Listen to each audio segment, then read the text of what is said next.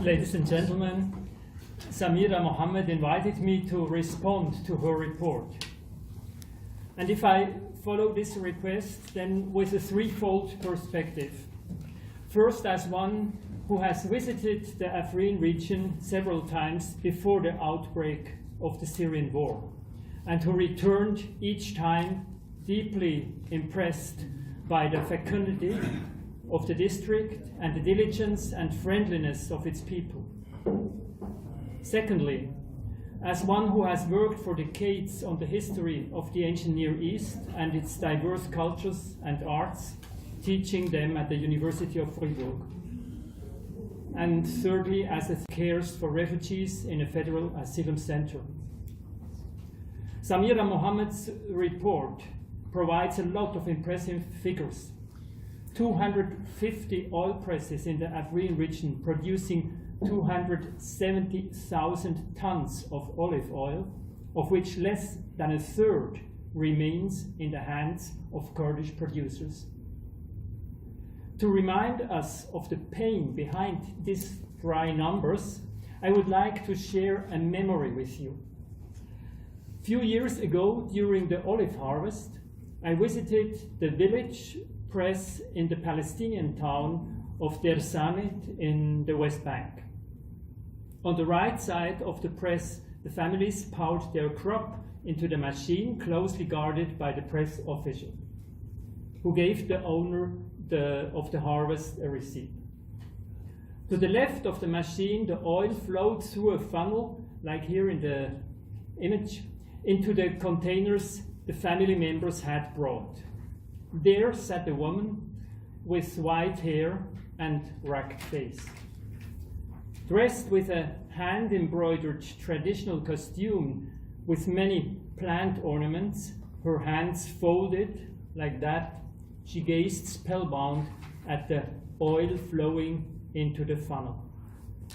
Her prayer was quiet and maybe even without inner words, pure devotion. Nevertheless, I believe to hear her thanksgiving and her joy, the deep gratitude to Mother Earth, who sprouts new green every year, and to the sky that sent the necessary rain. The bond with the many generations of people who have been setting, cutting, fertilizing, and harvesting the ancient olive trees of the area for more than 5,000 years. The joy of the precious oil with which she and her daughters can bake and cook, anoint and heal for another year. Condensed in the precious, delicious and healthy oil was the life, the love, the pride of her native culture.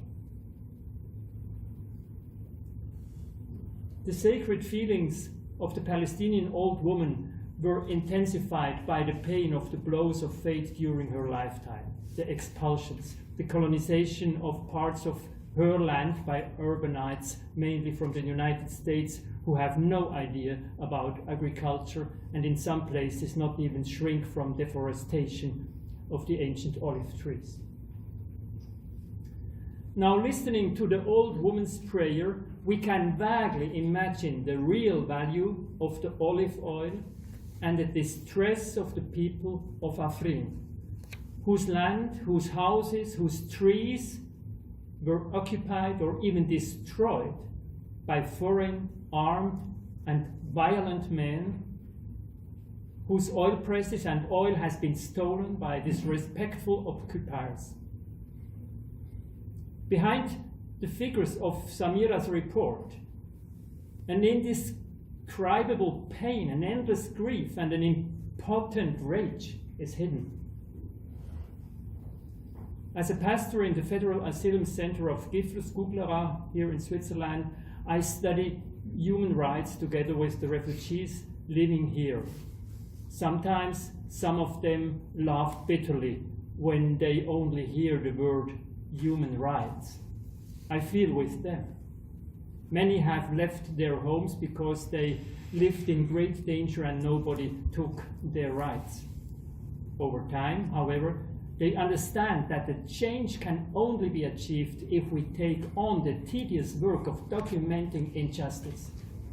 And therefore, I am not only grateful to Samira for her work, but I'm also proud of women like her who do not resign but fight for a better future.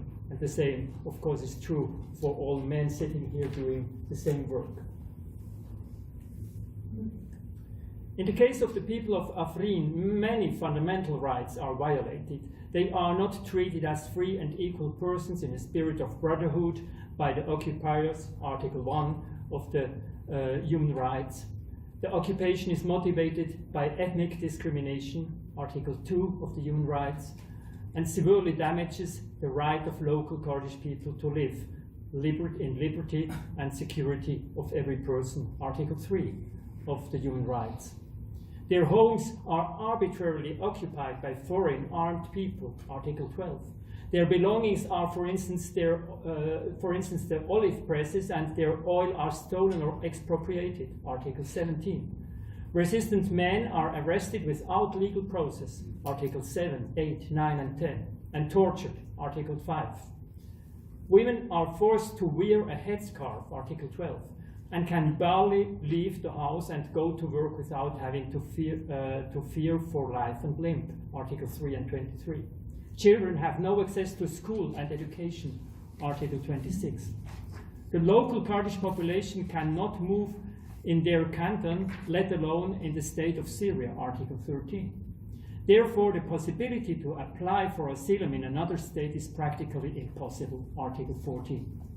Of course, under these conditions, other fundamental rights are partially or completely curtailed, as the right to participate in the cultural life of the community, to enjoy the arts, and to share in scientific advancement and its benefits, Article 27.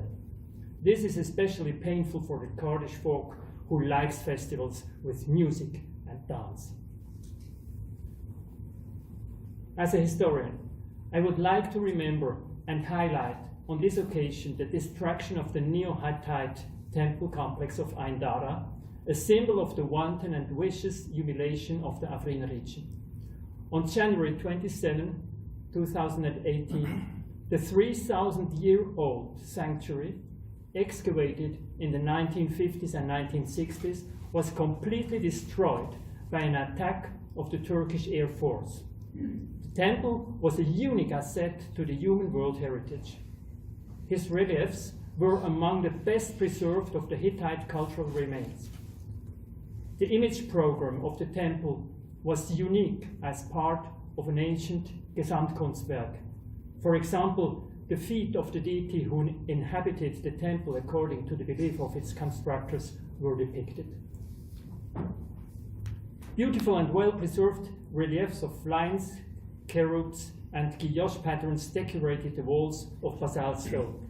Conceptually, the entire complex resembled the Solomonic temple described in detail in the Jewish and Christian Bible.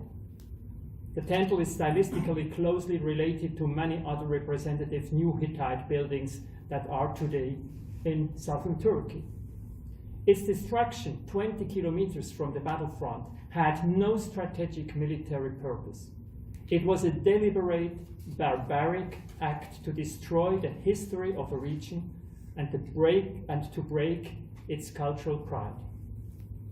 The responsible aggressors deliberately decided that the masterpiece of the Hittite culture, which paradoxically is well preserved and deeply researched in the core land of the Turkish aggressors, was completely destroyed.